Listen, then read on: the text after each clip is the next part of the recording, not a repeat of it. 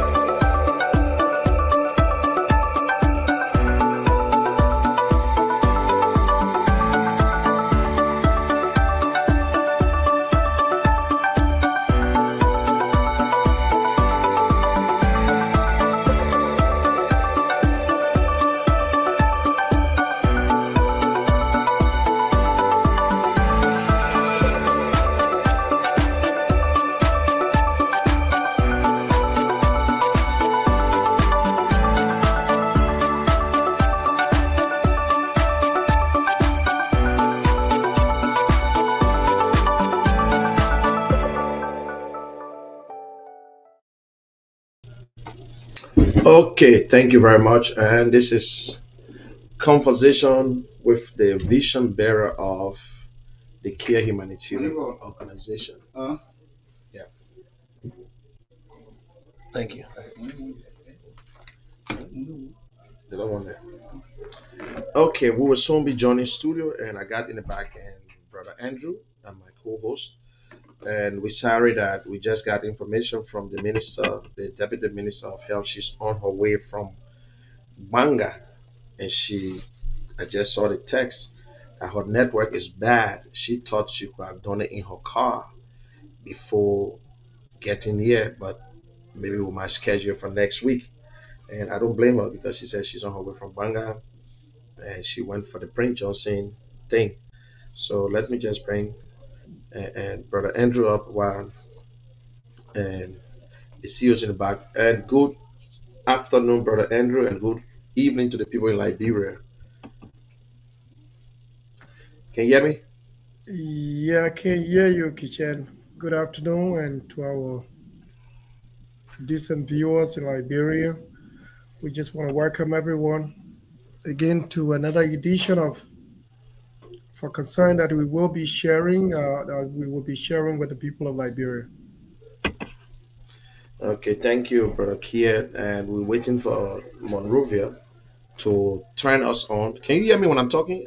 Maybe too low or what? Can you hear me? You loud and clear from my Yeah. end, though. Okay, those of you watching us by the way of Facebook and YouTube, you can please share the show for us and go on YouTube. Kear Network is all one wall on Facebook, and you can also go on YouTube. And if you're in Liberia and watching us right now, you can and go to FM Kear Radio FM 95.9. We will be live in Monrovia. And so, how was your weekend, boss? Well, the weekend it's okay so far. Only for the go week, the cold has been very very severe, so I had to stay away Yeah. from. Okay. I hope we don't have any. interruption because I seen a breakthrough. From work yet, but I will make it by tomorrow, God's willing. Okay, thank you. Thank God that you stay breathing. And we got in the back that I'm going to bring the studio Yeah. on while we're waiting for them. So let us. And good afternoon, Christopher Kear. How are you? How you doing? How you doing? Andrew, how's everything? How's your health?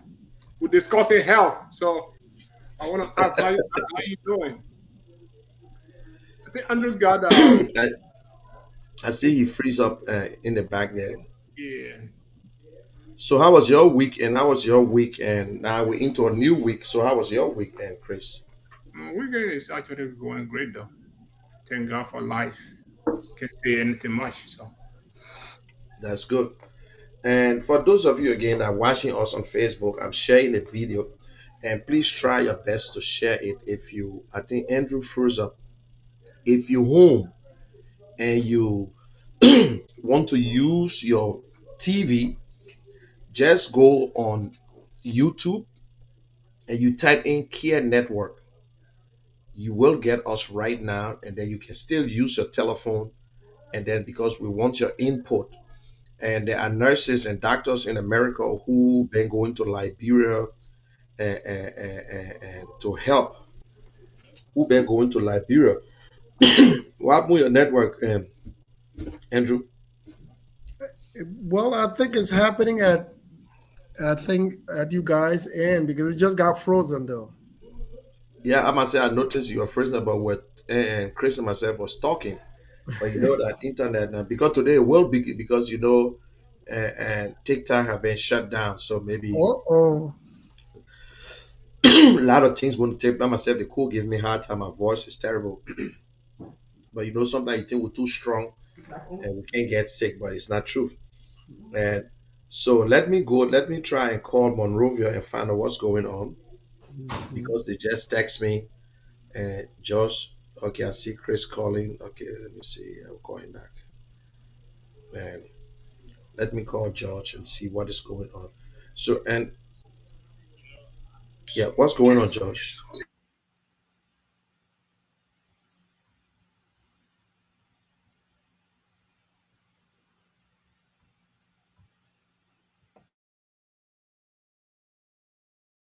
Yeah. All right, so let's take a little break. Let's take a quick break. this is Amazing Care Home Health Services. This is a home health agency. We send nurses and kids to patients' homes and take care of them, provide medical and medical services for them in their homes. So that's what we're doing. This is the office space where the how they call it, the high-end process is rendered. Also the assisting admin at Amazing Care. I've been with this company since 2014 when we were making nothing. And we were literally in the basement of our apartment. This is how growth have brought us this far. Two-bedroom apartment, and we were literally using the basement and the garage space to carry on this business. And because of growth, we moved here on 2019, and we've been here since 2019 doing this. And God has been so faithful along the way, and we're still going strong. You can see this is the office of Amazing Care. We want to welcome the Care Network in here.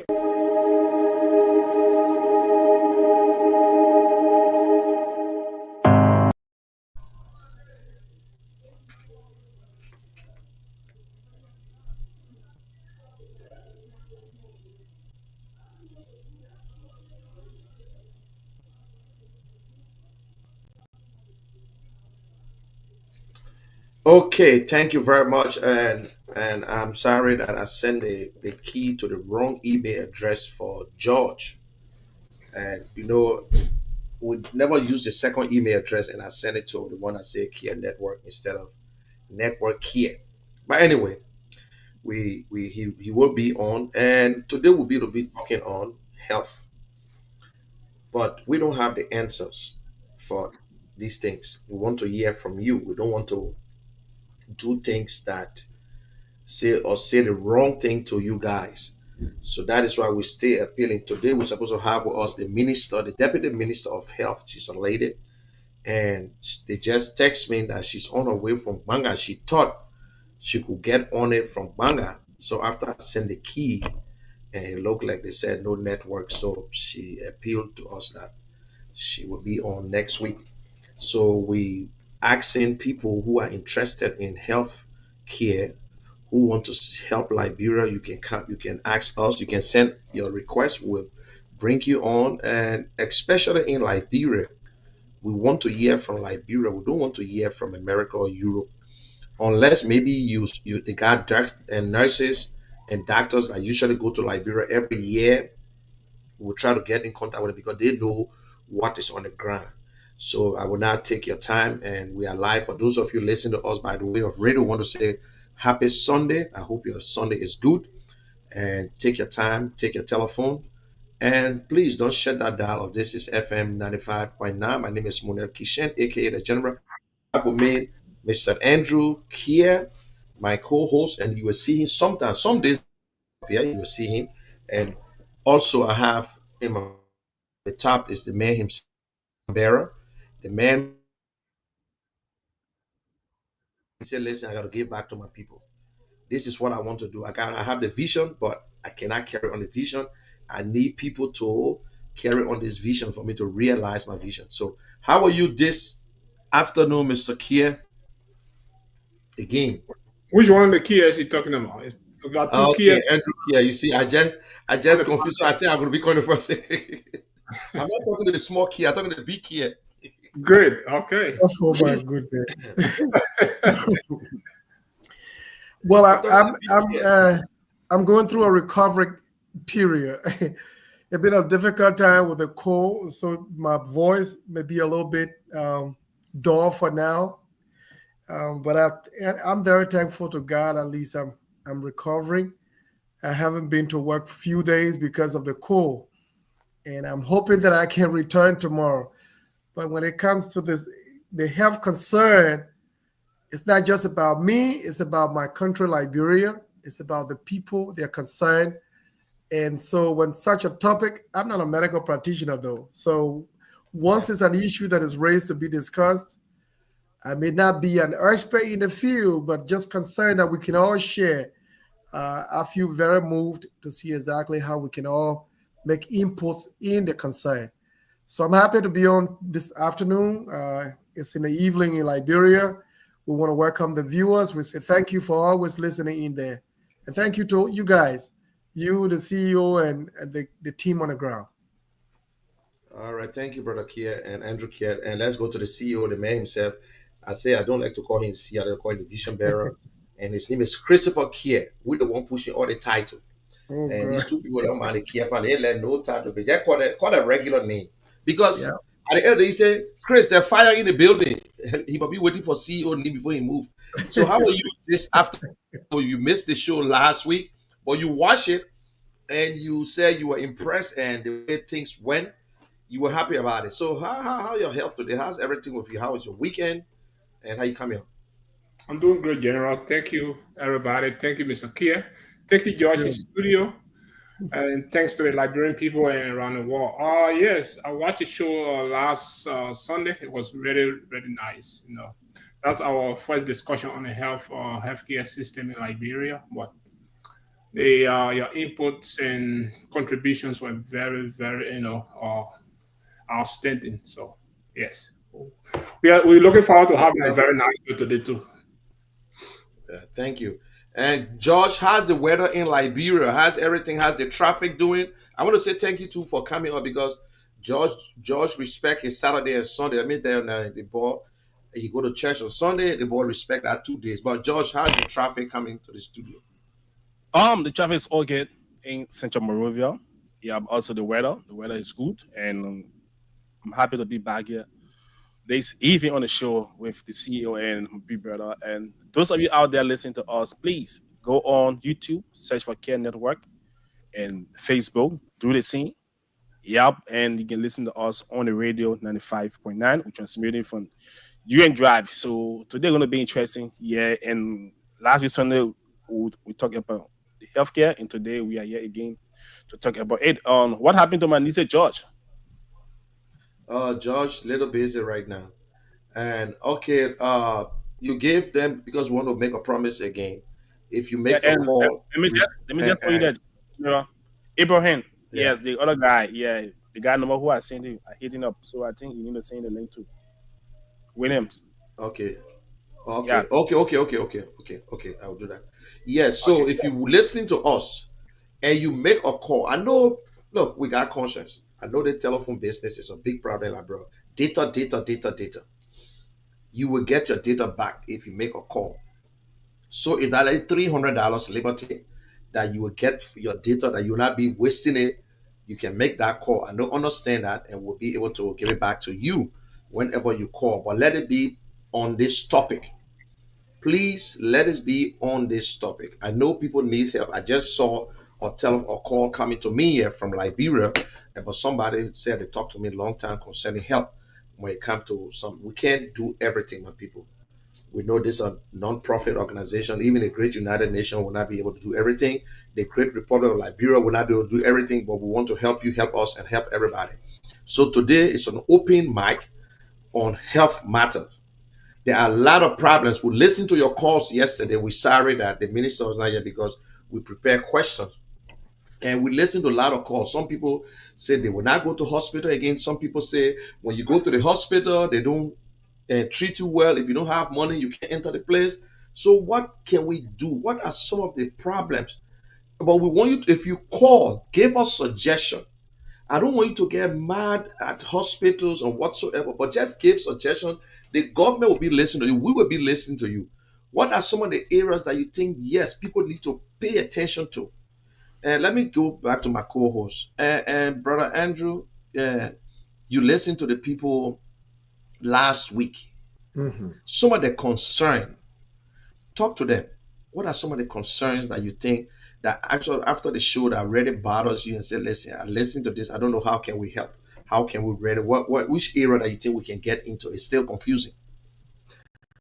Well, I think what was more concerning to me is a caller who made a concern to say, "Look, I rather die in the house than going to the hospital."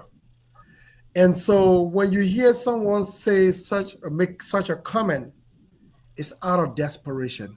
It's out of so much hate. It's out of some extreme condition they've gone through, and it's just that one person, but there are more people who go through similar that probably might not have called in on that day. What it tells you also is about the kind of challenges people are going through in Liberia for medical health care delivery. Um, and I've always said that um, our concern of lifting these issues is not, this is not intended to badmouth the government or to vilify the government in any way, but it's also good that these things are lifted so that government can also hear out the common man in the street, or the common man out there, what they are going through, so that even when hospitals are thinking that the best is being done, when clinics are thinking that the best is being done, when the government itself is thinking through the Ministry of Health is thinking that the best is being done, they can also see from the lenses of the common man what they are speaking about, so that at least they know exactly what do we need to tackle, what are some of the loopholes, why are things going the way they are going. There were other issues about the wage and salary administration, or the wage and salary that medical practitioners are making. It's a it's a salary that cannot even take you home. Now, when you hear these things, they also ring bell. It's about what is the government doing in these sectors? Are they really meeting these major needs that tend to also impair the level of services that we expect to be delivered? Look, if Kitchen, if one is not being paid properly, if people are being underpaid, trust me, even their concentration on the job become very, very less. Then their personal goal tend to be more of the priority that they will have to run after to satisfy before even the organizational goal is set. Now, when those things are being raised by people, those are concerns that you do not take lightly. The government should not take it lightly. Medical institutions that are given the function to serve in this direction should not take these concerns directly because they indirectly affect the healthcare delivery. So those were my takeaway from the call that we've made. And I think there's a need to highlight these things more. There's a need to talk about them more. And I look forward to seeing the health minister coming up next week. It's not just about Monrovia. What more about the rest of the hinterland? The Bond County, Maryland County, Sino. What are the common things that are also going on in that direction? So they might be able to give us more, insight on that. And at the end of the day, these discussions will help the Ministry of Health, will help the government of Liberia, will help even our health professionals to seeing exactly how do we recalibrate or be able to look at things differently and be able to solve problems together. I think those were my key takeaways. You said it all. And before I go to the CEO, maybe okay, let me just get to him. Maybe he have something on mind. And you watch the show, CEO, and you some of the colors, some of the things that they said. Unless you don't have a heart for a man to say, "I'd rather die in the house," or let me just give myself jolobo because I know maybe I will die, but because if I go to the hospital, I will stay there. So let me just give myself jolobo, all the kind of thing there. When you sit sometime, you say, what's going on? How you feel?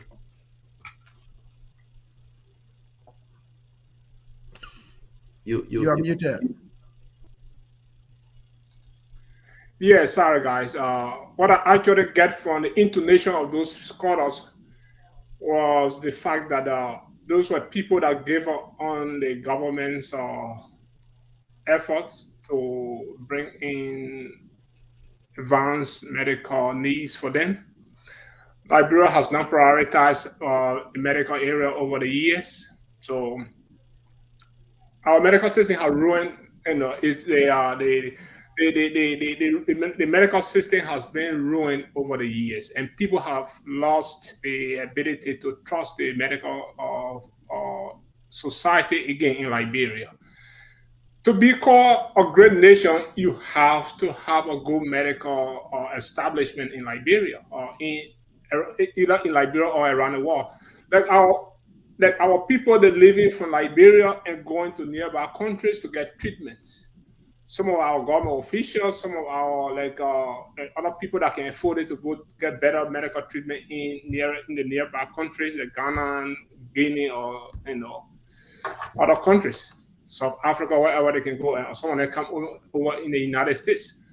But we have the ability to do exactly what the other people are doing. We have the ability to do it. Finances are not they're not our problem of not being awarded the medical privileges that the people of Liberia are obligated to have. The pressing health issues in Liberia have risen the uh, the very dolorous society to the people, to the fact that they have actually abandoned medical health and decide to either die at home. That's very, very dolorous to the sense that how can a person, a sick person, say, "I'd rather take medications or or treatment at home than to go to the healthcare facility in Liberia." That's completely like losing faith in your healthcare system, and that's not good. Sure. So we as people, what we're doing here is a call for our government or other institution to listen to the call, to be able to work with us to see what we can put in place for the basic health needs for people. Okay, so the training health issues in Liberia that like malaria, cholera, typhoid fever. We can be able to do this, tackle some of these prominent Liberia diseases over the years. I myself have been affected for like cholera, typhoid fever, and other things like that. We will have the medication or other treatment in place. People shouldn't be dying from these little, sicknesses or diseases in Liberia. Okay, so we need to do better as an organization to bring awareness to Liberia and the government of Liberia as well to come up for what we're going to see the dream of a nice medical system in Liberia that will be helpful to the citizenry and also other people can come from other countries to come get treatment in Liberia. It's not impossible. Yeah. And I remember JFK was like now what they call it the medical center where doctors used to come from other African country to come and study there. But they say healthy people, healthy jobs, healthy people, healthy economy, health. And once the people are healthy, everything in Liberia will be healthy. And the Mhm. good thing, I think the advantage that we had right now, we got a radio station and it's there to conscientize our people, to talk to them, to see some, because the Kear Humanitarian Organization will not be able to reach all over to give medical supplies. We can do it in a little community in Sony Way, but how the people in Nima going to feed it?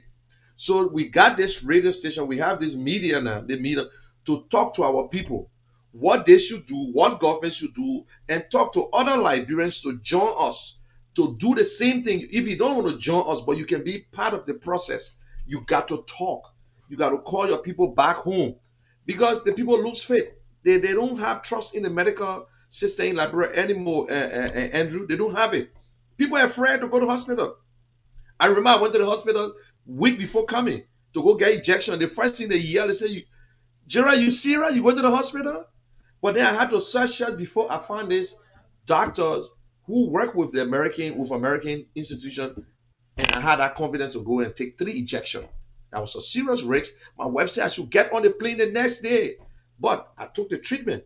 But there were other people who could not go to another hospital, and I'm a witness. My brother died right in front of a redemption hospital that they refused to take him in. Everybody was ignoring when we found out he was dead already. So you see, these are some of the problems. So the Care Foundation want to conscientize people, but we don't know which area to get because everybody, if we come out right now, Care, I bet you make the announcement and say, we will pay your medical bills. And before you finish with that statement, you see how many Liberians will stand in front of that building waiting for you to pay the medical bill. Some might be sick, some not sick, some of them become hungry or other sickness in Liberia. So you see, that's what make it bad for us. And I'm sorry that the health minister not on today, but by all means, she will be on. So let me go to our editor in chief and from the Care Radio that we say he should be on, his smart kid. So he made a contact. So what's some of the what are the news? What she told you? Welcome to the show, and Lee. Okay, thank you, General. Thank you to our CEO. Like I've always said, it's a pleasure sharing microphone with you guys. I'm privileged to be on the show this evening. So I communicated with the Deputy Health Minister for Administration. She gave her assurance, thinking that she would have been in town early today to to to be on the show for us to discuss, like we did last weekend, to discuss challenges confronting the health sector. But unfortunately, she's currently on her way. She got stuck in traffic. This Liberia. She's traveling from Bon County to Monrovia, so the road condition and other issues may, may her not to be in town at about this time. But she also gave us her assurance that uh, the next edition of the show, which is next week Sunday, she will be on live for us to have fruitful discussion about challenges and way forward for our health sector. Like we have always said, the health sector in Liberia, it has a lot of challenges. And how can the challenges be resolve? How can we address some of the issues confronting our health sector? Is for us to have discussion about those challenges, brainstorm, and then find a way forward. Yeah, thank you, Lee. Thank you. Let me go to and brother Andrew. And Andrew, what are some of your thoughts on Well, as you after yesterday's show that when you look at Liberia, you think our health system, you think it will be okay? Maybe we might see it or not. You think so? Let me, well, Andrew, let me just comment too, okay? Let me just help a little you comment later on. I want to be able to give my little advice on this and my little expertise on this. In order for us to build the healthcare utopia in Liberia, it has to do with the country's government intervention. So whatever we're doing now as an organization has to be uh, immensely supported by the government of Liberia. I will be very, happy if the deputy minister for health comes on next week. But they have the saying that says, "Health is wealth." mhm. If you're not healthy, you cannot do anything. Your health affects everything that you have to Everything. do, mentally, physically, or whatever it is. So we are actually doing like people get sick in Liberia when they go to. I haven't been in Liberia over the past 25, 26 years. But I learned testimonies that come from Liberia. They say when you get sick, the first time they put you in the emergency ward, they will not do any lap on you. They just start giving you drips, and that's actually not really appropriate, because you can have a diabetic that goes to the hospital and he probably having a hypoglycemic reaction, and you giving him drips. Those drips you're giving him have glucose and sugar in it. Okay, so you can you end up getting a person before finding out the diagnosis or the sickness they went in there for. Some go in there for hypertensive crisis, and you giving them some type of sugary foods and stuff like so so the first thing our healthcare heroes are not being appreciated. The nurses, doctors are not being appreciated in Liberia. That's one thing that we have to address as well. Because these, our government officials, they're getting the healthy, salary, but the people that will take care of them when they get sick tomorrow, they are not they're not making anything at all. And, just a little chunk. So guys, we need to do better as an organization or as a country if we want to see this country healthcare system move, at the top of the West African healthcare system. Yeah, before since Andrew coming on, let me add this one on him again. Do you think that Liberia, the nurses and doctors actually deserve what they're paying them, or you think they are being well paid, or you can add that to your statement? Well, I do not have all the details with respect to how medical practitioners are being paid in Liberia. But it has been a growing concern that health workers and other sectors are being underpaid. Just a minute. Just a minute.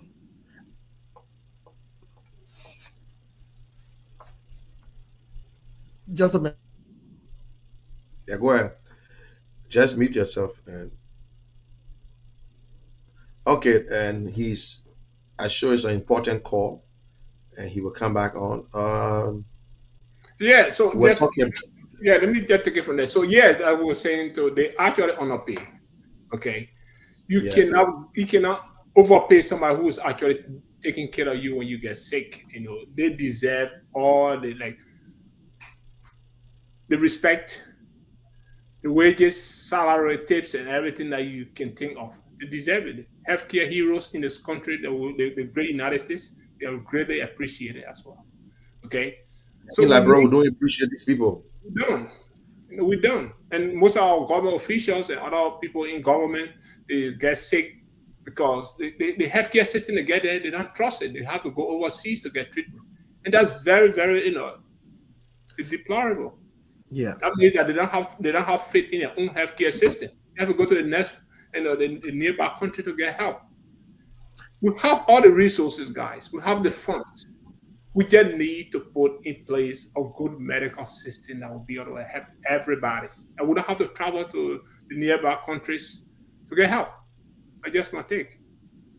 Okay, come back, Andrew. Thank you, I thank just you. So, yeah, you were asking a specific question. Can you hear me? Yeah, yeah, we yeah, get you. loud. You know, as to whether the health practitioners or the nurses or whether they've been paid well. And I would say, like I said, I do not have all the details as to how much people are being paid or whether they are being paid equitably. I do not have all that information. But what is also key as as a going concern from even the last call and what others have said about the concern health practitioners have raised in Liberia is an issue of people being underpaid. Now, mind you, Liberians are a great set of people in every sector, health sector, any sector you think about, they are great people. What I do know when I served in Liberia, and from my own HR background that I saw as a challenge, is that the wage and salary administration across every sector of the country, that equity could not be seen, that balance, that structure could not be seen, and that was some process that was also being worked upon, and it was a work in progress, and I will hope that by now some major progress has been made in that area. And so when you see people talking about that, that's not a news story, but it's very key as to how you value your worker, how you value the health workers. Now, as to how they are being paid will determine also their attitude on the job. Trust me. You know, we heard other calls along the process where people said that, look, you won't believe the nurses, the doctor, everybody got their little clinic here and there. By the time they get through treating you and they're giving you a prescription, is to go to their pharmacy or to go to their drugstore. So it's like a revolving system. They get through and then their service is extended to their own uh, area. So the question now will be, what is the government doing to curtail all of these things here to ensure a well-structured based medical service delivery? When these things are not done in that direction, it confuses a lot of stuff and it affects the health of the people. So I would think, like Chris rightly said, we again, we're not trying to badmouth the government, but I would think this is a wake-up call where government will see the loopholes that people are trying to stretch and the need to be able to review what they have in place and see how that can be fully enhanced to have a well-structured process that people can, receive the kind of service delivery that they deserve, and that also health practitioners will be valued in terms of how they are being paid and respected, that they will be able to have that concentration, that focus to be able to serve well. If not, it definitely will be another hinder as to the kind of commitment that we require of them. So it's both way. If we want a better healthcare delivery, the government on the other side also have to ensure that that structure exists and that people are being paid accordingly. That's how I see it. Yes, thank you, and Andrew, you said it all. And this healthcare thing is a big, it's a big problem, and it's not a 1 week or 2 weeks thing because we can go on and on and on and on. And I want to say this again. This week and last week, the Kear Foundation also made a contribution to one of to a Liberian citizens after the CEO went through, and it's a gesture from the CEO and in the turn of $57,000, which is Liberian dollar, which is about 300 US at the Cooper's Hospital. But I will bring on our executive director. They made that contribution this week. And please, we want to make it clear. You might be lucky that this foundation will help you in such a area, but it's not what the foundation is set up for. to pay bills and whatsoever.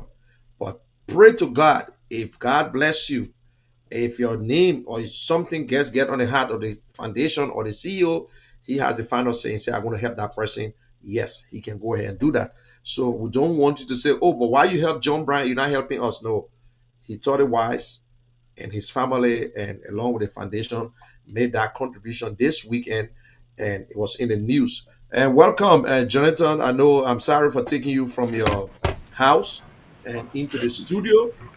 And but how's your day? How's the traffic so far coming to the studio? Yeah, I want to say good evening to everyone and to our CEO, Mr. Andrew, and our listener out there. It's a pleasure and honor again to be back on the platform, sharing with great minds. Uh, my coming was a bit tough because of traffic, but at least thank God I'm here, and I've been following the discussion while in traffic, en route to headquarters here. And imagine he was on the back of a motorbike watching his phone, telling me he watching the show. But that was a good thing. They call that one. They call it a ground helicopter. And Yeah. you guys went to Cooper Hospital this gone weekend, this last week, and to meet Mr. Way. So how was it? How was everything there? Uh, Let me say, that was my very first time going. I've been hearing the name Cooper Hospital, but these are some of the things we are discussing here when it comes to our health sector. To be frank, I'm going to be very clear on this radio, on this air. The Cooper Hospital, it doesn't represent a hospital. That place is very dilapidated. There's nothing over there you can tell that this is a hospital. When I went, I was standing in front of the building. I was asking people. I said, "Wow, this place does not look. It does not even represent a pharmacy or a clinic, but this is Labrador. This is where we find ourselves." So we triumphed our way through when we met the old man. Even the room that he's in, oh God, it is very deplorable. That place does not represent place for a patient to be. But again, this is Labua. We went there. He was so excited. He saw us. We met him, his wife, and his two kids, his son and the daughter, and they were there. They were so excited. We did our interview. We presented the token to him in portraits of his medical bills. He was so excited, and he even made some resolutions, most especially when it comes to the vice president of the Republic of Liberia, whom he knows personally. And you watch the video, it was so touching. He sent a message to the vice president. This is the vice president that have been to his house many times, knows him personally, and since then, none who have come to his aid. For our CEO coming to his aid, he was so excited. He sent his gratification to the CEOs and his wife and the Kear Humanitarian Foundation, and also asked us to send the video virus and to send a message out there that he needing philanthropic humanitarian like our CEO to join him so that they can bring him back to full energetic man, that he will be able to bounce back on his feet to give, to protect his family, to provide for his family. It was so joyful, and also it was emotional, most especially for me looking at him some years back. That was the same state my late father was in. It is very frustrating, but however, we did a donation, and he's hopeful and praying that other good, well-meaning Liberians like our CEO will come together to aid him. His medical bill is in the tune of 1,200. Yeah, so we made a donation on behalf of the CEO, and we promised him that that was our initial deposit. With God above, you can tell help can come from anywhere. Yeah. Okay, thank you. And I will want to broach and I will say it. I think it is time that we have to say these things. I got videos. You know, my aunt died in Cooper Hospital, and that's where my mother died. And when I went there that day to see my mom, and she died right in my hand, I got video. I saw the bathroom. That place is not. I remember it was Cooper Clinic while I was in Tottenham High, right opposite across the street. But they say, Mhm. oh, they got doctors, they got doctors. But how can you get good doctors and you don't have medication? We pay for the gloves. We pay for everything, masks to put on your face. And I videotaped people came from the other room to use the bathroom in my room.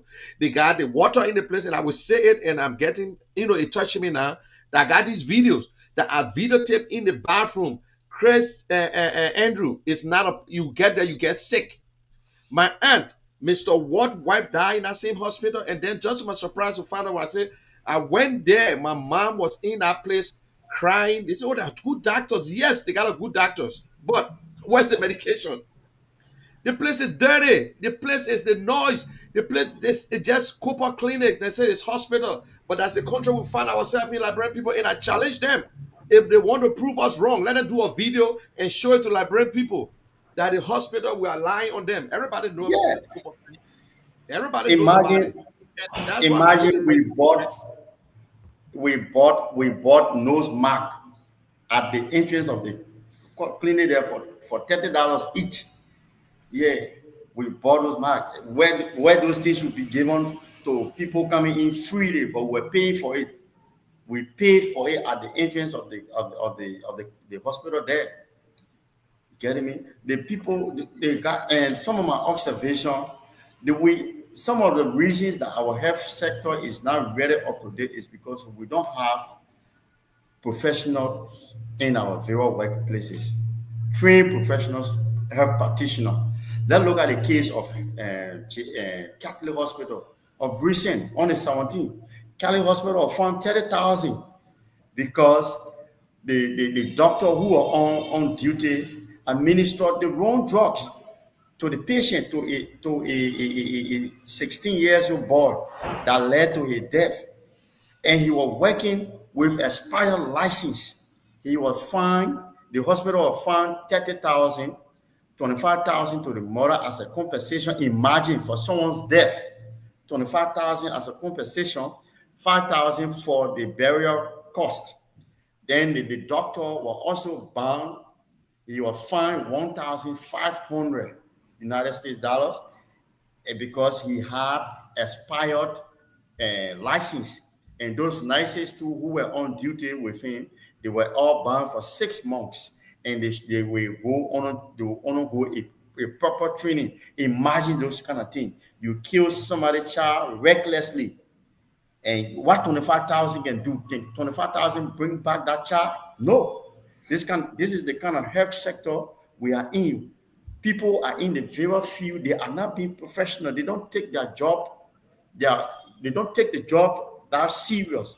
They are not so passionate about the job they do. These are some of the You things our see, health. and thank you. We there will be another day for that. But for those of you who are watching us, you can go on the Care Network and go on YouTube and you can watch the video. If you want to assist, if you want to help Mr. Kear, this is a strong man who was on his way to work and motorbike broke his leg. He's not the only person I saw in Liberia. And when they broke Yeah. his leg, they got an iron. They say because no money, they can't continue on. Just to get a blood, they say $75. Even your brother or mine can come and donate a blood. You must pay $75. They said, "Anaya, we here for." So you got to do all this and now they got to take up the iron. So if you want to help, please. And I say this all the time, and people want to think I'm joking.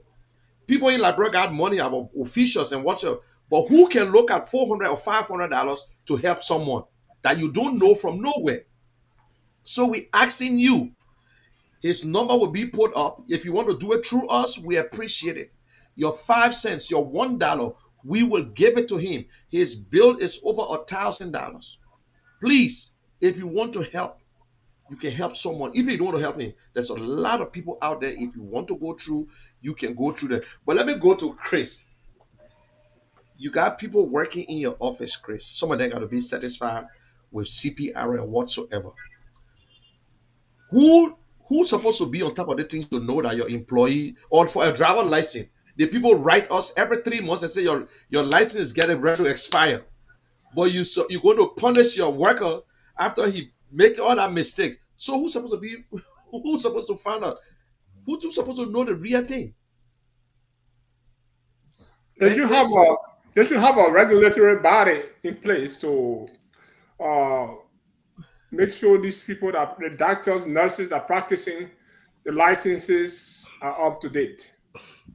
It's on So paper. They got it's a failure on the government's part to set up an institution that verifies the people their licenses to see whether their licenses meet the criteria to practice and whether it's still valid or is on a certain probation.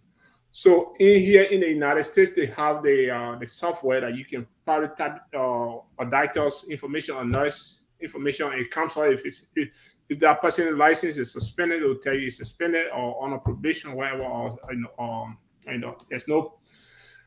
there's no violation on in that particular person's license. It will tell you. But in Liberia, we don't have it. We don't have the establishment there. So that's a shared burden or responsibility when it's actually on the government's part. We don't have that in place.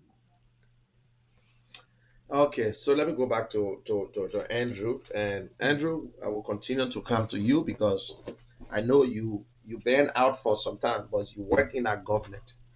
And I know sometimes people like you, when they want to bring you back, you're confused. You say, no, I can't go back to that place because the things are going on now, and I'm not here for that. Because you could be in Liberia eating your own. That you don't party in charge. You could be right there, close your eyes, and eat your own. But I bet you they call you right now, and the way things going, and with the system that you coming from, I don't know you want to be part of it. And I will say again, you think there's a way forward for our healthcare in our country? You think our people, like anything we do, that the government got to regulate it, the government got to show that yes, we are ready, but we can do it. We'll tell Andrew, we'll give Andrew something to go and help to. So what do you think, Andrew? What's the problem with us? We can't get it right, or just choose not to. Well, the government of Liberia, the president in charge, President Boakai, is someone that I have confidence in. I know by the 22nd, I think, of this month will make them 1 year, right, in office. Yeah. But that's a president and that's a statesman that I served under before, so I do know him, and I hope that things will continue to change for the better.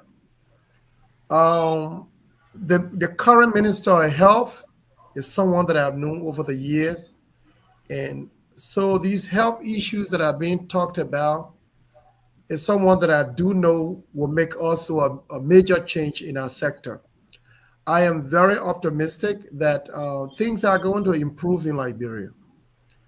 Our discussion, and as we will be discussing more and more issues of healthcare and other sectors, I've always said that this platform and these discussions are not intended to vilify the government.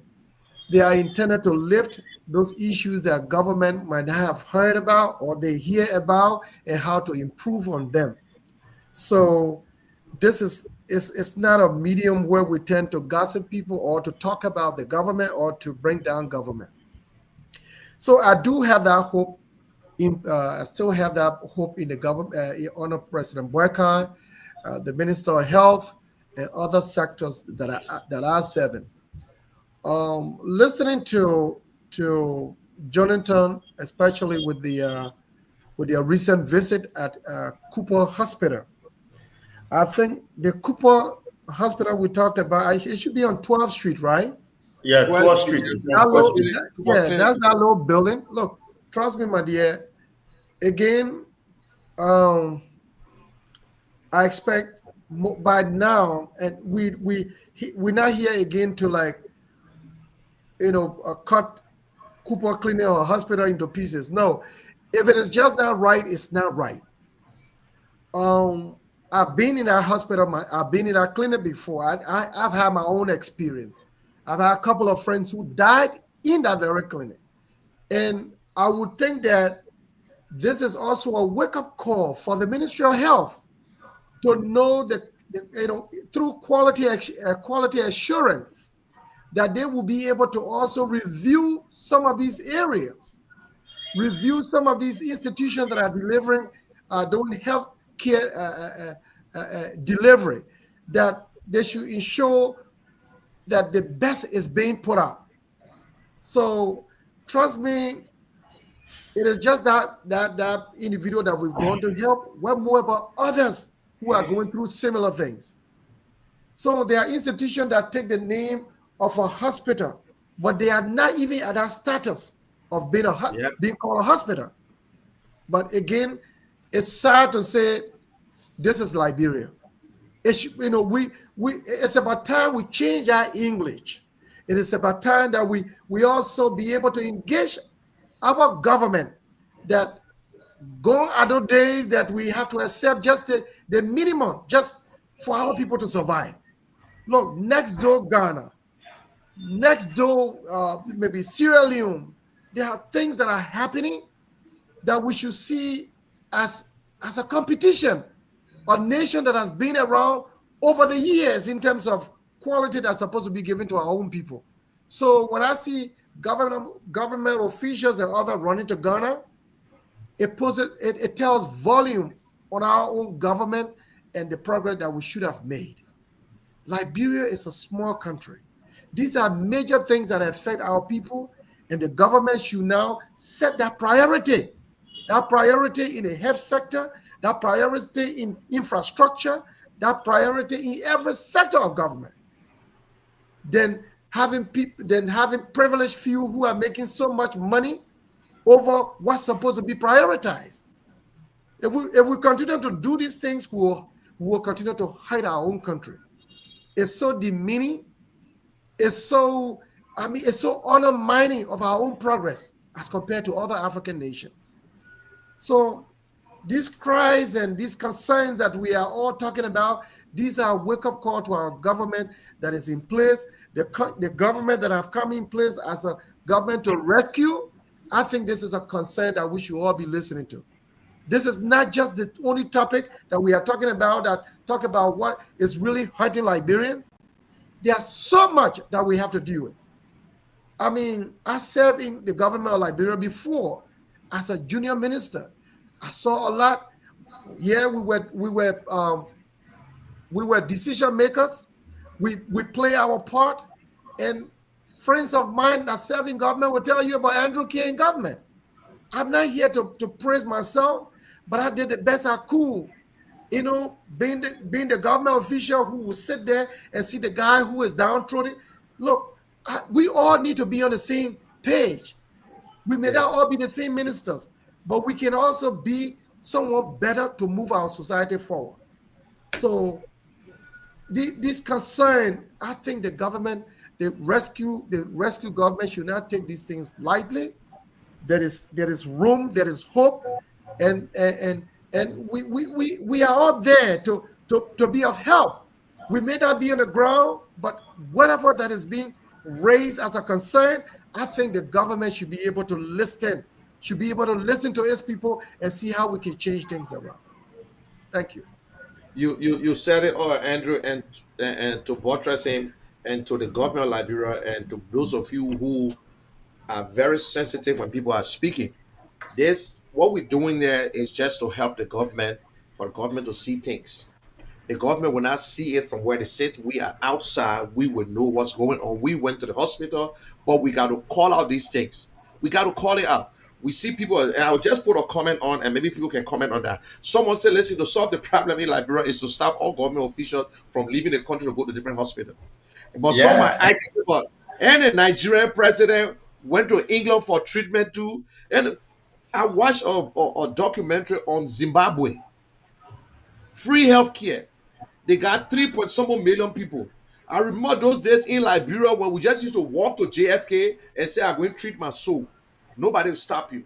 When you walk in there, they will give you plaster, they will treat you. But now it can't happen anymore. Nobody walk into no hospital. They say they fence the place because people will steal the body. Yes, But now you can't go there anymore. You got to tell them what you're going for. You say headache, forget it. Don't waste our time. You got to register all these things in our government facilities. So it's a big look. It's a big topic. And for those of you who are listening to us, it's not politics. These things been happening back, but we're bringing it out now. Our own people, are we prepared to help government or government prepared to help us? That is what on the floor.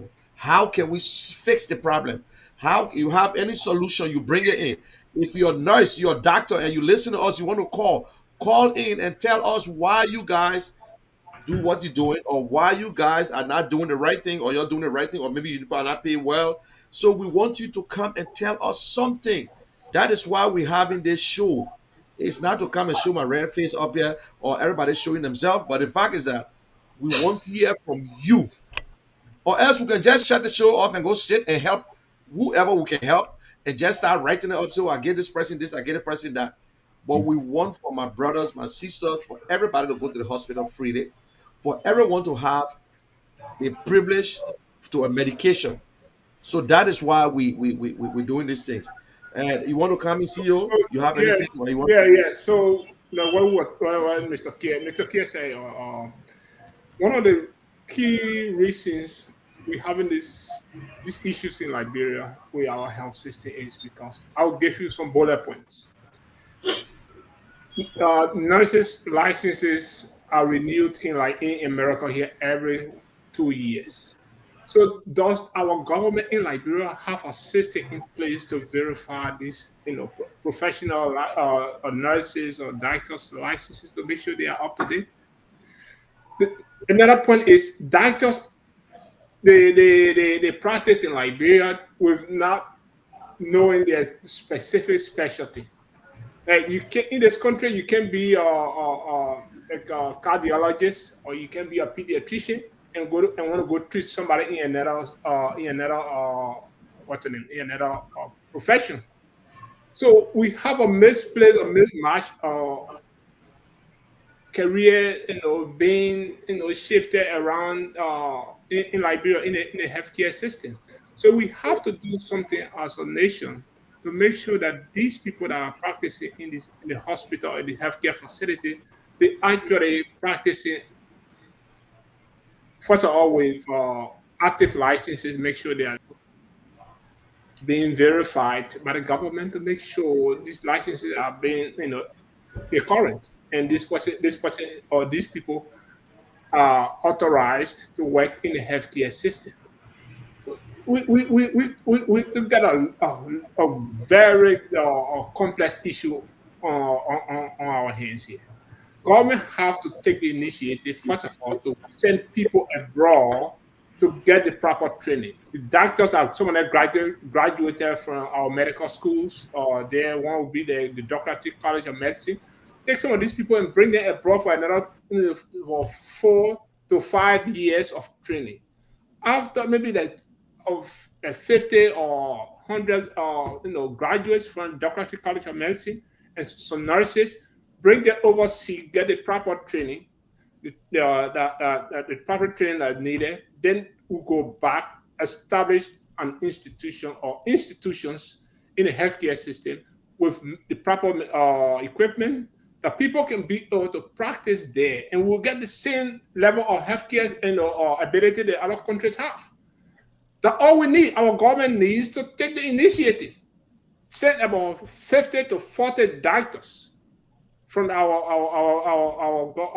what's the name, our medical institution, Doctoral College of Medicine. Take them overseas to get 3 to 4 or 5 years of training and carry them back. We build institutions with proper equipment. There's no need to go overseas for any treatment. It's some minor diseases or sicknesses killing people. Our government officials traveling. You don't know that if you get on the plane to go driving or flying for another 3 to 4 hours, you can die. It's a delay of care. There's something happening to you now. Let's say you get a stroke or you get a heart attack. Or 4th degree heart block or 2nd, 3rd degree heart blockage. Okay, you need the proper care right away to get to a treatment to get to save your life. And if you have to travel you're gonna die right in the plane, or you're gonna die, going to the next country. So these things are not necessary. We just need it's so frustrating at times, man. We get the basic that we in place. We just need the government to implement these things. Send out. We have brilliant people, doctors are graduates from our medical institution. My other brother, Dr. Kear, Moses Kear, he graduated for Democratic College of Medicine. My other brother, his past, Peter Kear, he did a pharmacist, doctorate in pharmacist. He had to go overseas to get a training, and he was working with ECOWAS. So we just need our government to take the proper steps. Send these people that graduated from Democratic College of Medicine, send them abroad for another 2 to 5 or 4 years of training in the specific areas. They come back to run this institution or these various healthcare institutions in Liberia. The government purchased the rightful equipment for these people to work. I'm telling you now, we'll have no reason to go to any other country for help, for medical intervention. These are things that government has to put in place. But I don't know, it's so dolorous, man. It's so pitiful. These are things that money is not our problem in Liberia, because money is being, it's been pushed around and landing in the hands of different people, but not the appropriate reasons for purposes are being used for. So that will get the country in this dire healthcare crisis that we're facing now today. Okay, thank you, and Chris. Okay, we will take a little break, but before we take the break and we'll come back, and we want to say this: you are watching us live on the Kear Network and also on YouTube, on Facebook. We know Twitter is down and TikTok is down now. And also you can follow us. Those of you who listen to us in Monrovia, in Liberia on 95.9, just keep your phone, get ready. We will go to the line after this short break. So let's just take a quick break. This is Amazing Kear Home Health Services. This is a home health agency. We send nurses and home health aides to patients' homes and take care of them, provide medical services for them in their homes. So that's what we're doing. This is the office space where the high-end process is rendered. Also the assisting admin at Amazing Kear. I've been with this company since 2014 when we were making nothing. And we were literally in the basement of our apartment. This is how growth have brought us this far. 2-bedroom apartment, and we were literally using the basement and the garage space to carry on this business. And because of growth, we moved here on 2019, and we've been here since 2019 doing this. And God has been so faithful along the way, and we're still going strong. You can see this is the office of Amazing Kear. We want to welcome the Kear Network in here.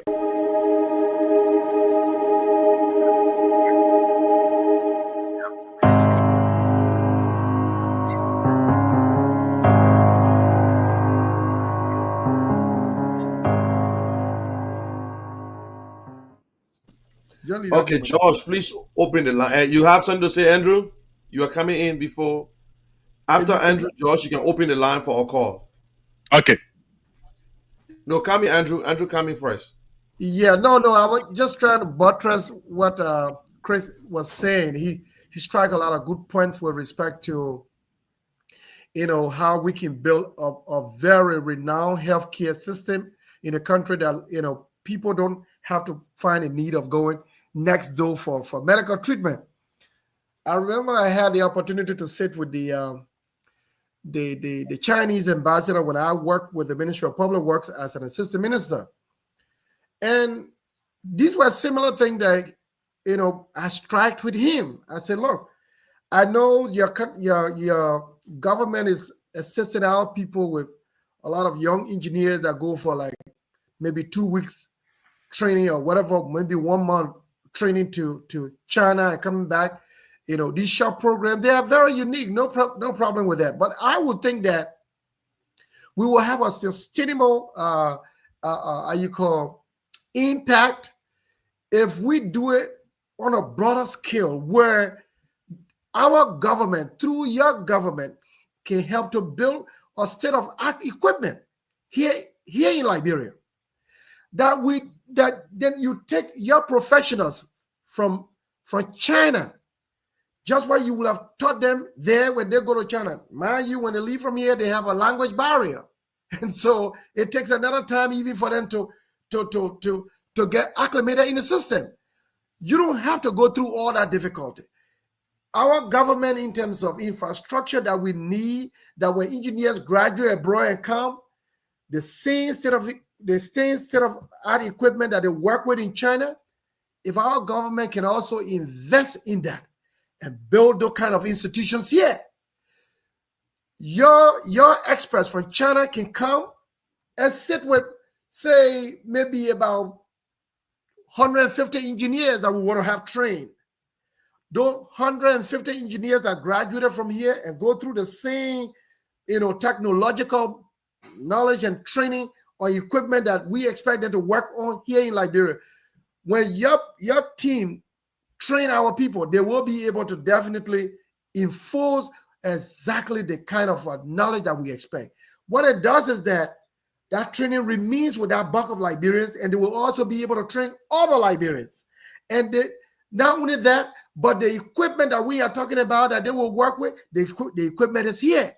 Same with the medical institutions. If we train doctors abroad and the doctors come to Liberia, they don't see the equipment to work on, you think they're going to stay there? No, they're not going to stay there. No. Those doctors will prefer to go and work in places like Kenya or Rwanda or other places where you have the equipment. So it is incumbent upon the Liberian government to be able to invest in the state-of-art equipment that is needed sector-wise, be it agriculture, be it medical, be it infrastructure. I mean, once we have all of those state-of-art equipment built in Liberia, there is in no way that our own Liberians, when trained, that they would not love their country to stay and do the best in their own country. When you have such in the medical sector, trust me, you will have people coming from out of the country to come and even to have that referral coming and taking treatment in Liberia. We've had that with, I think, the hospital that was built in is it Saniquile or in Nimba, right? The one that was built by the Chinese recently. So in Nimba, in Nimba. When you have when you have the equipment that is necessary to treat our people, you will not have Liberians going to Ghana. You will not have Liberians going abroad to go and look for treatment. So this is a call to the Liberian government. This is the call to every sector, be it agriculture, be it even in our education system. We're talking about vocational institution the last time. Trust me, if we have those institutions built across the country, you do not need any reason why you struggle even for college education. You will have created what we call the middle class education, that when people graduate, they find their value into skill building, into every sector that you want. And then you will have a very satisfied society that will have confidence in yourself. So we hope that the government will listen to these concerns. We are talking about health today as a topic. I don't want to deviate so much, but that's what we need to be doing as a country. Sector by sector, prioritize things and be able to invest in those things. That state-of-art equipment, you invest sector-wise, and you will definitely see the value, and your own country and its people will be able to have interest in the country. When we do that, we will value our country, and we will develop overnight. That's all we need to do. Okay. Yeah. You agree. So let's go to the line and open the line and Josh. Okay. Okay, guys. You all said this even on the show. Please mute your mic and the feedback. Okay, folks. The numbers to call on the show this evening: 0770-573-4693. 477, and the Lone Star number 0881-871-670. And those of you in the government, the nurse, the doctor, if you want to call on the show, you can call 0777 TD407 TD7. That number extra for you people. And the orange number 0770 57 477. Let me take my first caller here this evening. Hello, caller. It's a pleasure for me joining you on Kear Radio. Good evening to you. Good evening, my brother. Your name and where you calling from? Let me say good evening to Kear from the diaspora, the Kear Foundation, CEO of the Kear Foundation, the Kear Network, and the folks there from the diaspora. I am a visionary interpreter speaking to you on this evening. And my name is Mohammed Nkanechino. Nothing once again appreciate Mr. Kear for your analysis, always coming to sit on the platform. Well, I once called on the air before in the evening. My brother, I don't want to see myself or killing I don't want to see myself doing something bad to myself. Okay? Because of one or two circumstances that I'm coming through. I want to use your network. I want to use Kear Radio because I believe in Kear Radio. Kear Radio should be there to care for the African people in this country. I think that's why he named his platform as Kear Radio. I want to appeal to him as a father from the diaspora and to his family, to the foundation. Please, Mr. Kear, I think you're following the network. My family is Mohammed Nkane Jr. I am a vision interpreter. Once helped by the late Senator of Nimakari, the late Nimakari Senator Prince George Johnson. Well, it will get to care to me if it comes to the issue of my mental aspect. Mr. Kear, I think life, I'm hopeless. I'm not able now to even get someone to really come to my aid to really take me from the situation. As a vision interpreter, I think life, I think well. The second thing number in Abdul is far more frustrating. Yes. Someone that will do everything for me in my life. Happened in the past, now I have lost that opportunity. I want to use your network as a Kear Foundation, as a father. So please, I cry on you tonight. I wait for you to please help me with my rental situation. I aim on me with $240 years for my rental to be paid. I'm really appealing to you. I appealing to the family of the Kear Foundation from the diaspora and within Liberia. Your please question to me.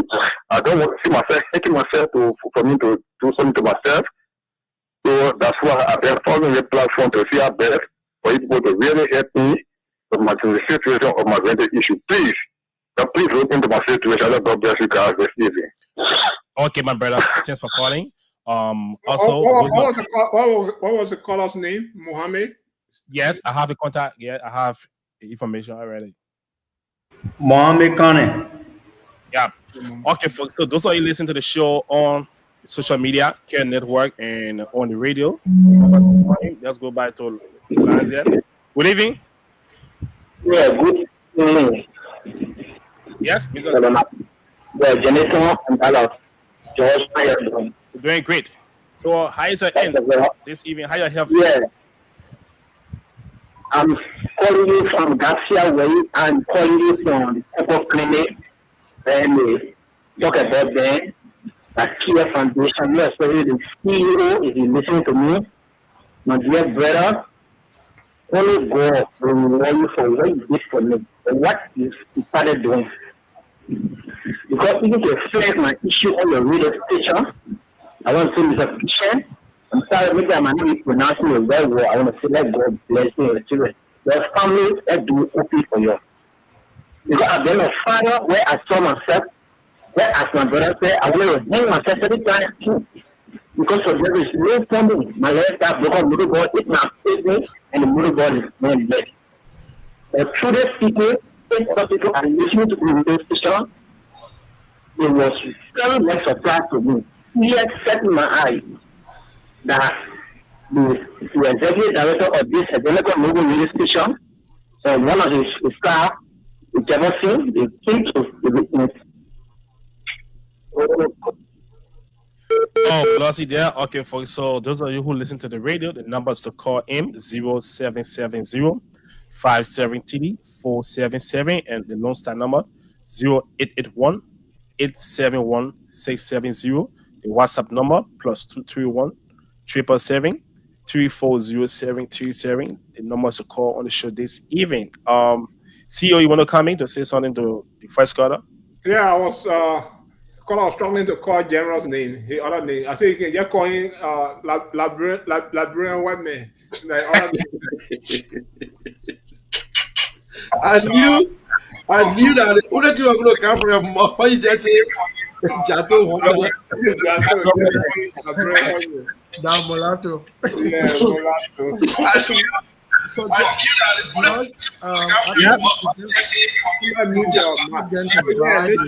the content of the call, just guide them to what they need to focus on. George, you okay? Yeah, for those of you who call in, we also want to hear from you when it comes to healthcare. What are some of the problems you are facing? What are some of the things you think government need to do, or we can do, or what some of the areas you need to look at and give suggestion? We know you are smart enough. Give suggestion. We know the first person gave their problem, his vision impairment, and his yearly. I should have said yearly. Let me just hold you there. We'll have a caller back on the line. Yeah. Hello? Yes. Okay. I guess you are thinking that it was too graduate and funny that it was too far out of the and the clear foundation from the next year, even elected only first identity to but my take on this medical certificate in the dying in the activity. I'm sorry I'm not taking much of the time and give you an example of what something where I can do. Can you imagine that one that medical is there because of the truth. This way of kind of put money on people all the same down. For the to keep that in that. You know that a medical company is actually they will actually want to put that in. If you put that in 5, you set up and all of the things that you do. And before you get you got to put money out of it. We are struggling with this. I'm talking about JSP. That's what I have to do. If you don't have to do it, that's for the next thing in the same way. You got to have the other people. They schedule you to another activity. They will send you another activity. Once you get a policy like this, you can work with there. After 1 week, you got to let you do it. Can you imagine a therapy system? After 1 year, 20 hours, you let me have to do 2 years. I didn't see that. We didn't stop there. I got to grab somebody to do a certain thing. And then you do the thing. So, thinking that that is true, let me say something. You take any like that, you say, you said it. Their minds make it. I don't know many people that want to affect you. They used to the thing. I don't want to talk much about people. Okay. I can tell you the thing. You put it through, you put it to people, you only get there, the shadow of things, and it is good, and it is very, very good. All this is the thing of the person. When I come here, the customer, the record, the person, that time, the that. You can't see the person, you are person. You have to have a good thing, you don't have to be doing it. You get that money should be what so this is my tip about what you say. What question you say? Yes? Thank you. Okay. Okay, for the number to call in on the show 0770 573 and the Lone Star number 0881 871 670. After the show, I'm gonna call Mr. Mohammed, yes, to get all the information from him. Then I will send it over to you, General. But you're coming, General. Yeah, for those of you who listen again, we want you to make your call very short. We want you to make. Let me just put you there. I have a call on the line. Good evening. Yeah, how you doing, myself, brother? We're doing great, ma'am. Your name and where you calling from? I need a very paper. I'm a very from Black to 17 Okay. to 7. Okay. Welcome to the program, man. Thank you so much for the fee I have for that. The total honor discussion I want you to brief people as concerned. Health. We are talking about health. We are talking about health. What are some of the problems you people go through? Mm-hmm. Here is health person. The key, MAC, to stop our brother. It is not easy. We are not yet pleased. This woman can provide material to the first center. When the three provide it, we will stand, really effort. Mm-hmm. Okay, my sister, lost it there. Okay, we have another call on the stand. Good evening. Yep. Good evening. Hello. Yes, my brother. Good evening. I'm fine. We're doing great. Your name and where you calling Far from? away from your radio. Single. Oh, you're calling for single, my brother. Please, all you need to do just lower your receiver a little bit. Or walk away from it. Okay. Yeah? Yes, much better. Okay, fine. I think first and foremost, let me just congratulate you guys who are putting this to the air. It's better to restrict ourselves in the topic where the activities that are from. The health you see in the country, so the Liberians, honestly, they exist in this country. For instance, people believe government will just carry out now, government will just use land give money for themselves.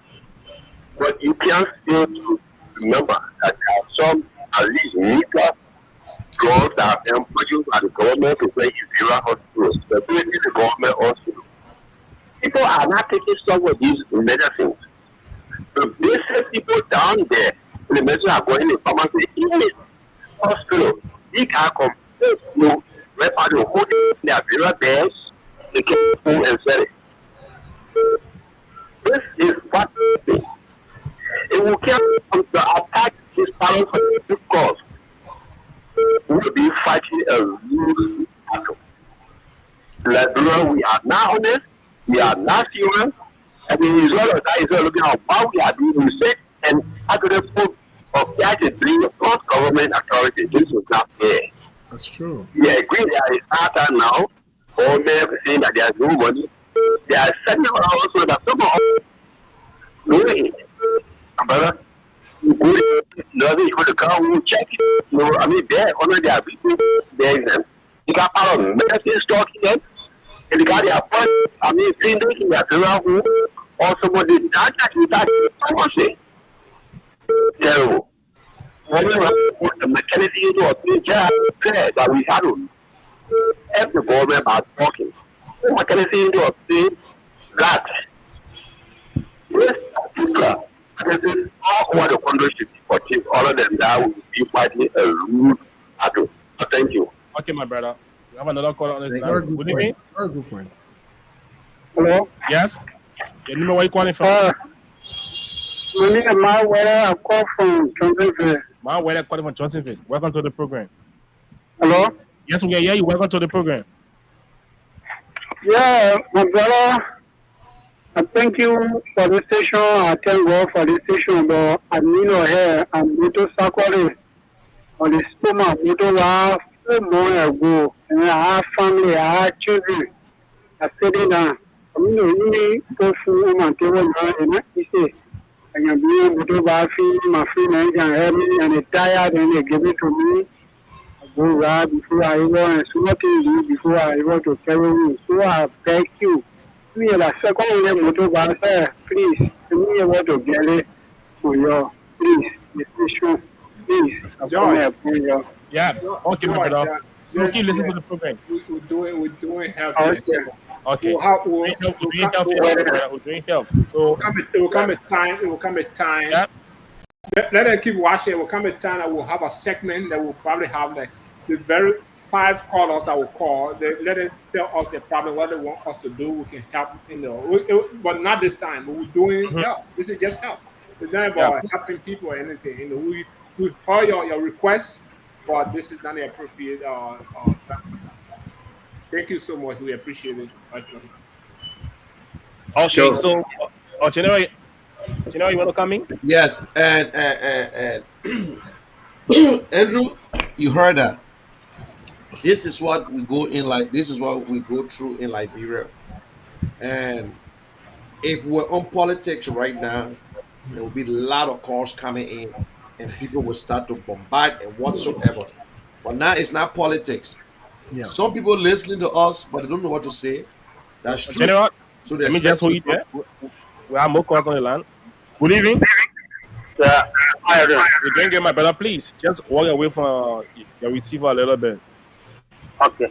You all right now? Yes, my brother. You're much better. Yeah. Your name, where are you calling from? All right now. Yes, you're in Congo. I'll call you my resident in Willow community. Okay, welcome.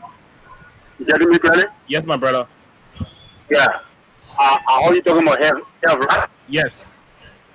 Okay, I want to say thank you also much for your program.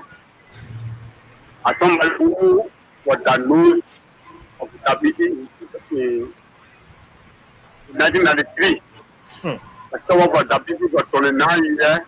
I went to all the hospitals from CB to all the hospitals in Morocco.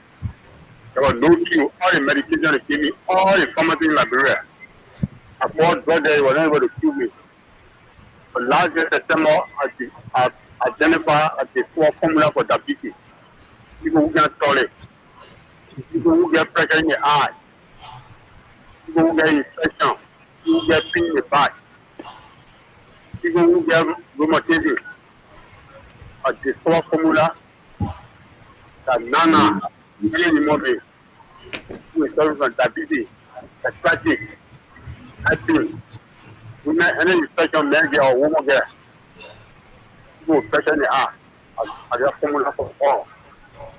So, I want to say thank you for your program that you are talking about health. Go with complication, medication in the blood, that's easier. All of this is a but the conditionality for my services that as long as you are not part of working group, I can see you. I'm not dealing with people who are part of working group because I'm not part of working group. I'm part of economic group. So you are part of working group, I can't tell you. But any other person who is talking about any other problem, as long as you are not part of working group, what assistance I can do to you. Thank you. Okay, my brother. Thank you for calling in.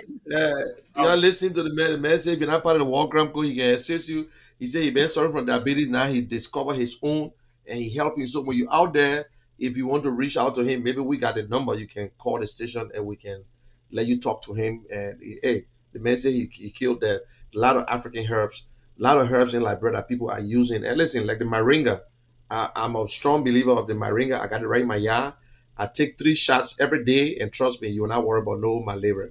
If you're in Liberia, cut that thing from the tree. If you even put the seed, it's like a green apple. But if you on the War Crime Code, you're not getting it from me too.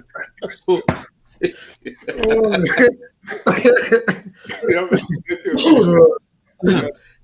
make the call. Please call and let us hear from you. Okay, okay, guys. This evening is so interesting. This evening, so I know. So when I get it, when I cheat into so we will offer you moringa tree, the leaves. You can boil it and you drink it. Don't drink it plain because it will dry your blood now. You drink it a little bit, like a shot in the morning, in the afternoon, in the evening. Trust me, malaria, the seed, just a bitter cooler. You take it in the morning, in the night. Trust me, you get up in the morning, just make sure you stay to a good place. But who will be taking that one? Now you don't want to be drinking that one. I think I'm you. Maybe you can come to us, we'll give you some. But if you're a member, if you're part of the War Crime Code, don't come to me. I will not give it to you. Why you gotta be War Crime Code though? You gotta be. If you part of the traffic code, I might consider you. Maybe that's your ticket. The guy rather stress on it. Say if you part. The federal was specific. So Then you see what the man just did. The man said he won't talk about the war crankle, but he can talk about the economic crankle. So when you check it out, he know about the war crankle, but the economic you can catch them because they've been stealing. But that war crankle, man, I'm not too satisfied. Maybe I myself a part of it too. So let's put it on side. That's interesting. Well, if you listen to us by the way of 95.9, I want to say this is the conversation with the vision bearer of Kear Humanitarian Organization and the Kear Communication Network. We are right on the UN Drive opposite the Defense Ministry, which is the old Barclay Training Center, BTC, and adjacent Raleigh Town Market. And for those of you who are watching us, because I know people are sitting right in front of the building watching us right now, want to say welcome and want to say congratulations again. Keep following us. We are there to help you. Share the video. We have gone 1 hour 35 minutes 44 seconds. We'll soon be wrapping up. And is there any callers out there? And then from there I can just go closing statement because we're not going to take too long. General, let me don't forget again, we are open for business. Yes. Yeah, they do make the announcement for the shipping. The foundation going to be starting. Yes, the foundation. I've been talking that on the website or on the other page, but the Kear Humanitarian will be sending a container to Liberia. And if you listen to me right now in America and you want to send something, you can get to me. And we're not going to charge you like the other people, but we're going to start from somewhere. And you want to send barrel, you want to send your computers, you want to send let me just hold you there, Shorty. Yeah. Good evening. Yeah, how you doing, my dear brother? Yes, doing great. I will only now. I call my name, the later on. I'm studying work. I have to restart so I can continue my process. Okay, ma'am. One more time, my name is Dorita. Yeah, Dorita, I get it. 17, 17, my era, yeah. All we are discussing a process. Okay. You see, first, our own self, that's the award.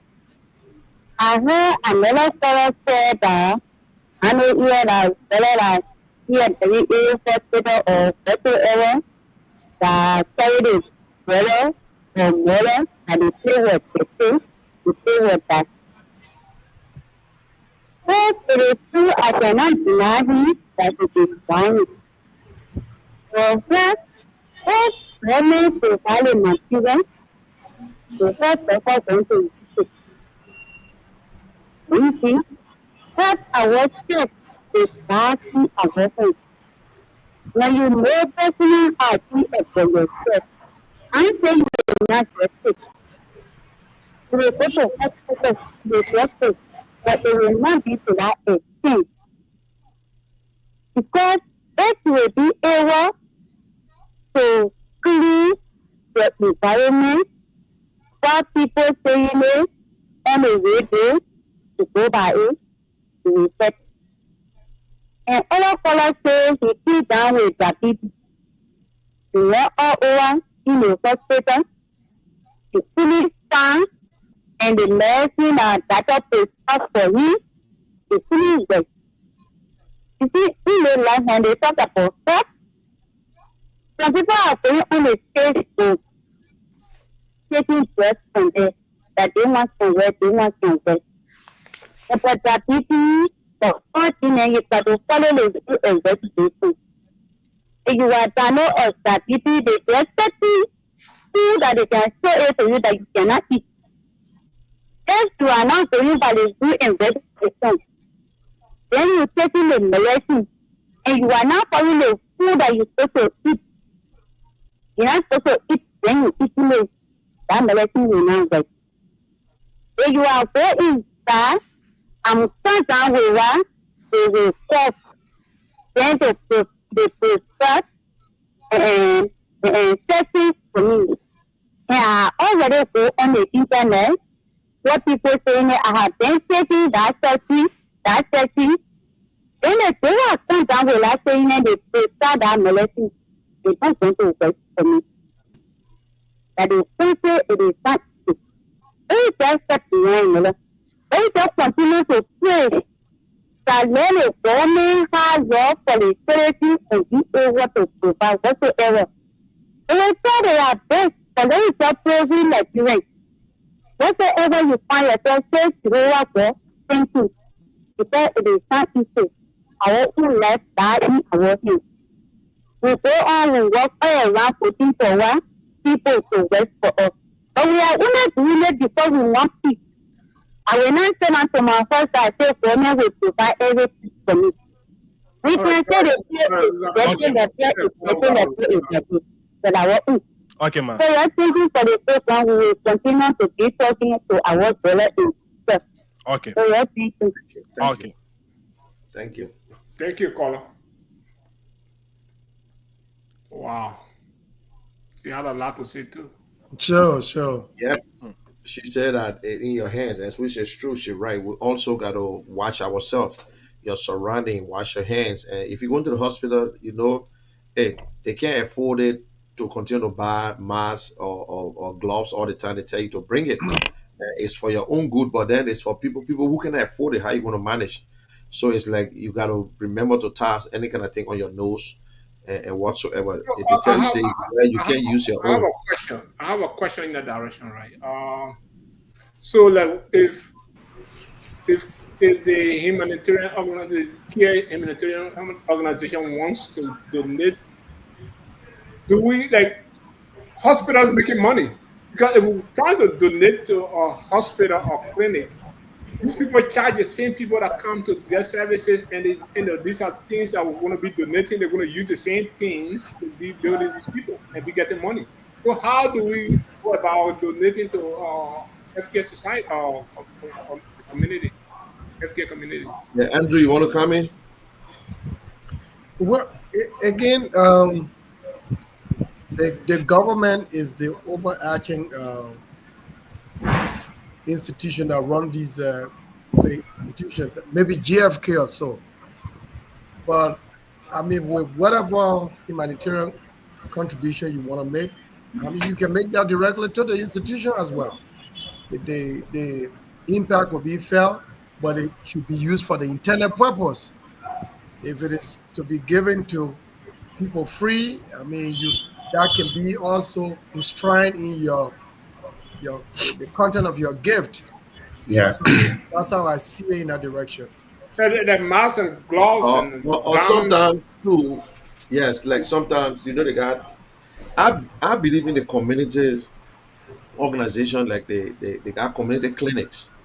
They got a Yeah. lot of Yeah. like parents who from here I know. No, Like one of them was on Charles Martin's show. Her father died, and she decided to just help. So she built this clinic. She built this place. Nobody paid money to go there, but she raised it. She tried to raise money. It's not an easy thing. She was on Charles Martin show the other day, and she tried to get little medication, not the best, but things like Panadol and different things. And she got a yeah, small little place that she fixed. So we need to go in communities if we want to do these things. We know if you go to like for example, you go to JFK, 10 boxes of gloves, you're not going to you're not going to do nothing there. It's a very big place, that government institution. You go to Cali Hospital, what you want to go to Cali Hospital for? But then again, they got other private clinics. Why are you even Yeah. going there? Because the money they charge you is not easy. So now we look for little places that we can touch people, and they got a lot of places in District 17, District 1, all over in different other counties. Like you go on your way to Buchanan, they got a halfway house. They there, people stop there, people sleep, and they got little nurses there. They got another place that they're building for women who for pregnant women. So they got a lot of places that if we want to do that, it will be an impact. Gloves and hand sanitizer and masks. And don't be surprised for the mask. Oh, I can tell people if I want to donate it, I don't know how I'm going to because the same people are going to get the mask in the street. For example, it was 2018. I saw them giving mosquito net, Andrew, mosquito net from the United Nations. They were giving because that mosquito and I is 2018. Andrew, on my way the next day, I saw the mosquito net being in the sold. street, but they made it out of sapo. Okay. I said, the people actually went and bought it and they cut it small, and they were selling the sapo in the street. So I look at That it, I said, but retail, wait, that retail. yes. And the woman had the money said, "Oh yeah, we bought it from the people there, and they give it." They took it. In fact, they took it to. I saw the one that was Divine Red or Duke. What they play? Chicken soup. What they play? Chocolate City area there on that Chicken soup factory road, and they were giving everybody. Some people were carrying 2, 3. But I thought it was bad. And some people actually paid for it. I thought they bought it to take it to the house for the mosquito net because you just put it on your bed. But to that market, and when I saw this thing here, people selling it, I said, but at the mosquito net there, the people caught the thing nicely. They were selling it for support. So people right now selling masks in Monrovia again. You understand the mask from Monrovia? When you between the bridge and when you to across the bridge, that because of the dust, it's so dusty now because they fixed it, trying to dig up all the thing. By the time you reach there, you think you coming from all the way and Lofa. So now they're selling the mask all in the street. So trust me, if you go take 100 boxes and drop it to JFK or drop it to the place, what you think? So we got to know exactly what we put in these things or how we're going to help. Like Andrew always say, we got to know our priority. We got to know what we want to do, what we want to say. Because yes, and the good thing about it, this show is about conscientizing Liberian people. Yes, it's about talking to people, help and see how best we can tap into our people. But it's not a small topic, my people. It's nothing small. We're taking it for a joke. We ain't even go nowhere on it yet. And the guy said another thing. Yeah, we try to blame the government. That's true. We blame the government because if I know if I can't pay my son's school fee, he's going to blame me. If you can't do something for your child, they will continue to blame you until the person where then they themselves say, "Well, I think I can't blame the papa again." So let us see what you're doing. That's what we want government officials to come and talk to us. So the people will hear you are free. If you listen to me, if you're from the health ministry, you are free to come to the Kear network and say something to Liberian people. Talk to them, conscientize them. Once it's something that will help our people, will help you too. So we're not telling you say you must just pay us and come on our air, but we give you the opportunity. Walk into the station and talk to the station or come talk to Jonathan and say, listen, I got something important I want to spray out. That anything that will benefit our Liberian people, we're willing to help you. That's the only way we can help the government, but we're not prepared to go to any government institution and say we're going to drop them all this amount of money because we pay taxes now. You'll remember that we pay taxes. So we only have to help community organizations. We want to talk to community leaders. We want to talk. What are you telling your people when it comes to health? What are you telling them? There's no what the health community in your area. We want to know. We want to hear from you. And is there any other call? If not, then we can just go for our closing. And at No least we cost. spent here now. We're gone 1 hour 43. So let me start with Brother Andrew. You can give your closing and you can add whatever you want to add on there. Yeah, I want to thank the the callers in today and the listening our viewers. We say thank you for tuning in to us. This is an attempt to lift healthcare concerns, and it's not in any way intended to undermine the government of Liberia or the Ministry of Health. And I look forward to the deputy minister coming up next week, so that we can all discuss these issues.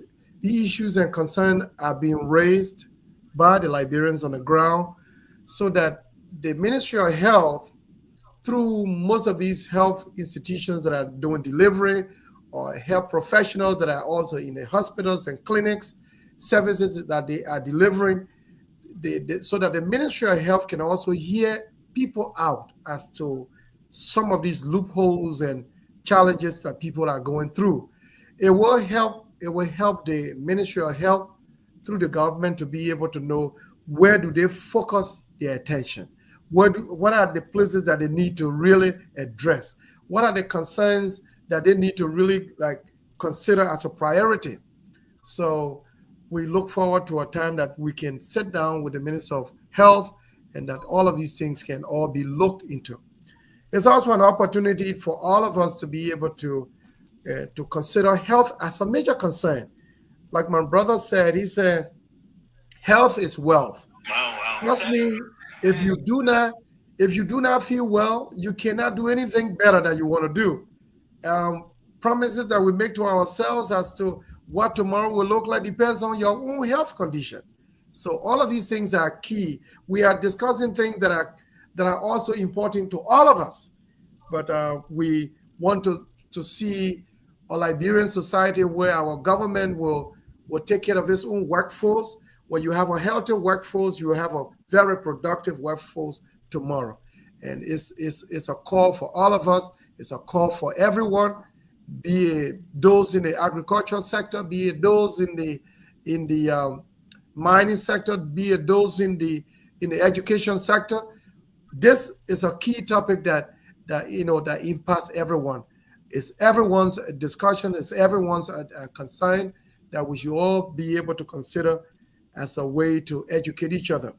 I will want to also encourage the Ministry of Health and the minister that will be coming. Let us not forget the government of Liberia has made some progress in all of these challenges that we are talking about. I'm very hopeful that the Ministry of Health will come to give us some updates as to progress that government has made in several sectors, several of the medical sectors.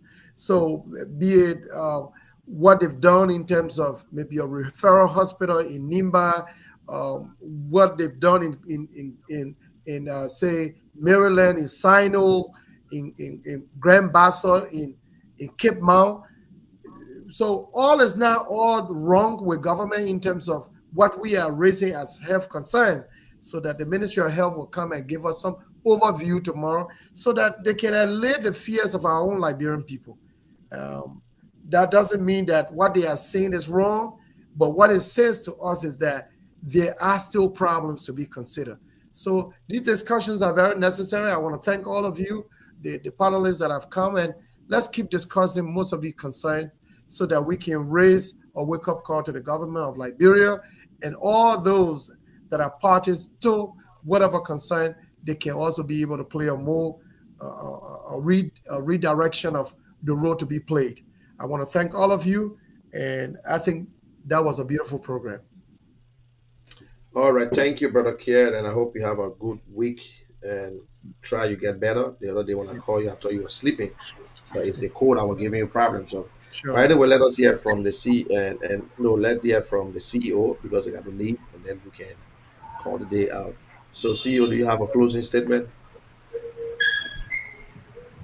Muted. You are muted. I used to the muting things. So I want to be respectful. Yeah. I want to say thank you to the panelists we have today. Thanks to the Liberian people in Liberia and abroad. Thanks to Mr. George in studio. Mr. Kear said, actually, I can't say any much, better than what he said. But from the origin of our discussion, the government needs to set up a plan, to help the healthcare system in Liberia. Use our medical institution, Doctorate College, and other, universities, and send some, prominent graduates abroad to get the proper training, the Western training, and come and also purchase the equipment they need to practice in Liberia. And we have the institutions there already. We just need to get trained doctors from overseas. Liberian I would send overseas to go in Liberia and practice and get the equipment to practice. We don't need, to go any other country to get the help we need, the medical assistance that we need. Liberia, our health system is completely antithesis to what the Western civilization has on the side. So we have to do better to catch up. Even Sierra Leone is doing better than what I learned. They themselves they fought War II. They came from the same insurrections. But they're doing better. They're forging ahead. We cannot be able to be one of the oldest countries, one of the oldest countries in Africa, and still doing rudimentary activities when it comes to healthcare and prioritization. So we need to do better. Government needs to wake up and help the citizen to, and itself, not just the citizen, but they themselves. They need the help. I want to travel overseas to get the help they need. So we need to do better. This discussion will continue to go on for the longest until we, come up with some, dialogue to help the government, and government help also be a part of what we're doing. Thank you, everybody. Okay, and guys, thank you very much. And Jonathan, you can give your closing, and then I can finish your call a day out. I got nothing much to say. All of my bosses have said it all. The Care Humanitarian Foundation is here to serve humanity, and we are here located at the UN Drive, opposite the BTC Barry, adjacent the Rotterdam Market. We Our doors are open to the public out there to come.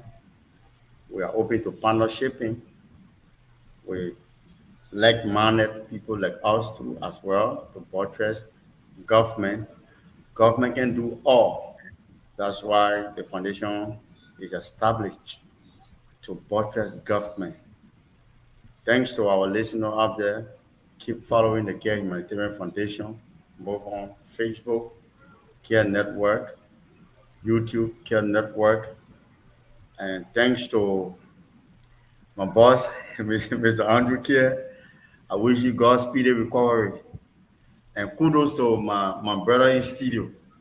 General, your I don't know vinegar medicine you get on that song. So I Baba work do out all for our it. Oh, Okay, God. guys, we want to say we want to say thank you very much for those of you who are listening to us. We want to say anytime and join us next week, same time, same station, and hopefully next week we'll have the minister, deputy minister, and somebody else. I'm sure we'll have two-person on next week. And please, this is what we do. And we want to call it quit. Every good thing must come to an end. And I want to say, Andrew, thank you very much. And to Jonathan and George, you will always hear from sometimes you hear from Andrew. And Andrew is part of this thing here, and we are all inside together. So very soon, someday I might not be on, it will be Andrew, and he will be able to run it from wherever he want to run it. And someday he might call and ask what's going on because he himself he watched the show too. So I hope you'll try straighten up your background there and let the people hear it now. And George, your camera is straight because you got a cross eye. And Mr. the man with the Liberian flag behind him. Okay, Cool, and you guys cool. have a good day. And Josh, thank you very much for your time. Thank you, And yeah, Josh. I need the number for that guy. Yeah. Thanks for everything, guys. And for those of you who are outside there watching us, I want to say have a good day. Bye for now. Thank you. Okay. Kear Radio 95.9 FM, the mirror of professional broadcasting. Kear Radio 95.9 FM, the mirror of professional